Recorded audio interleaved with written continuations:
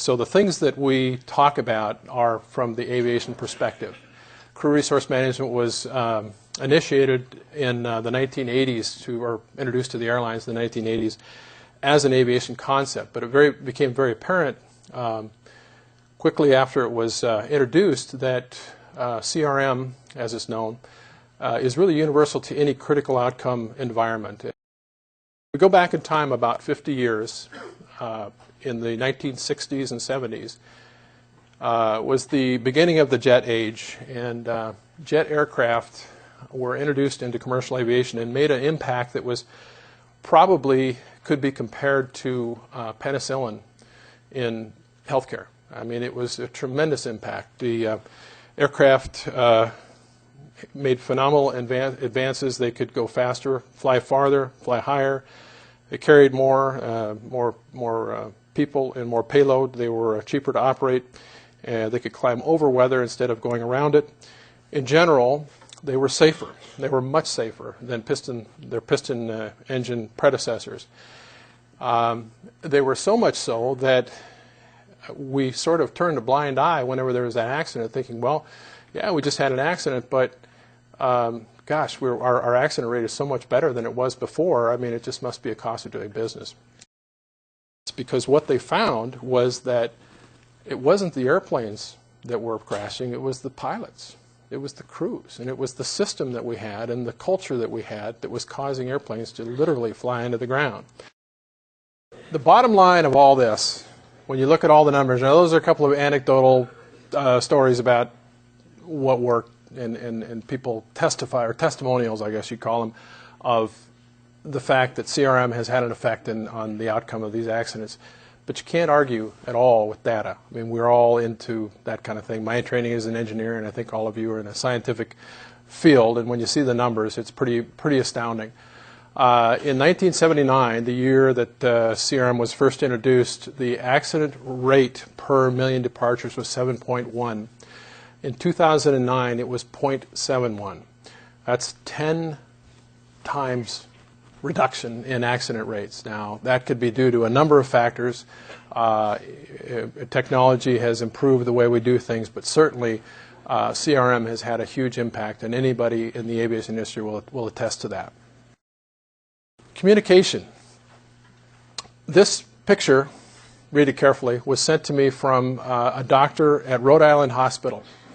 And I don't know how much of the literature gets, the bad gossip gets out to you guys, but the doctor that works at this hospital that I know sent me an article that they're being investigated by the state of Rhode Island, by the medical board or whatever, and they're actually considering, I don't know, shutting down the hospital or something because of medical errors. And when she sent me this sign, I'm thinking, well, if the person that's in charge of making signage has anything, if that's indicative of the way they do things in the hospital, I can see what, there might be a problem there. The NTSB determined that in 2/3 of the cases, somebody else knew something was wrong, and they were afraid to speak up, or they hesitated when they could have shared the information, like the flight going into Portland that ran out of gas. Because fatigue is a really big factor for us, especially Gary and I fly internationally all the time, and so sleep management is just a big, big problem. And I know that in the medical community, especially in the hospital environment, for residents and so on, sleep is a big problem as well. Obviously, it affects memory, and I can attest to each one of these things. Items get skipped, you forget things, you get reduced attention span, you don't see things as well, you get moody. You get moody, that affects everybody. Where we are right now, you look at 1977, this is a reenactment of the Tenerife accident where the two 747s collided, and 2009. We've come a long ways. You can see from the statistical data, we have really made some tremendous improvements in safety. In terms of aviation versus healthcare, of course, this is a repeat of the slide that you saw earlier with our statistics that we've had over the last 30 years. About 2 years ago, I talked to one of the board members from the Institute of Medicine that put out the report in 1999 about medical mistakes, and they came out with that statistic of 96,000, approximately 96,000 deaths due to medical errors. At that time, this was 2 years ago, this guy named Roger Herdman that I spoke with said that things really hadn't changed a whole lot. They really hadn't.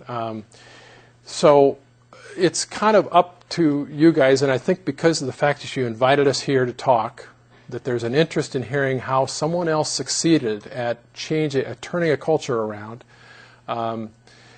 I think that's a good sign, and that you're making the right steps toward correcting whatever problems that you have. And I'm going to quote from my most recent favorite nonfiction author, Dr. Gawande. He says, "Failures of ignorance we can forgive. If the knowledge of the best thing to do in a given situation does not exist, we're happy to have people simply make their best effort. But if the knowledge exists and it's not applied, or not applied correctly, it's difficult not to be frustrated." Well, the knowledge exists, and it's up to you guys to determine how and when you're going to use it. Thank you.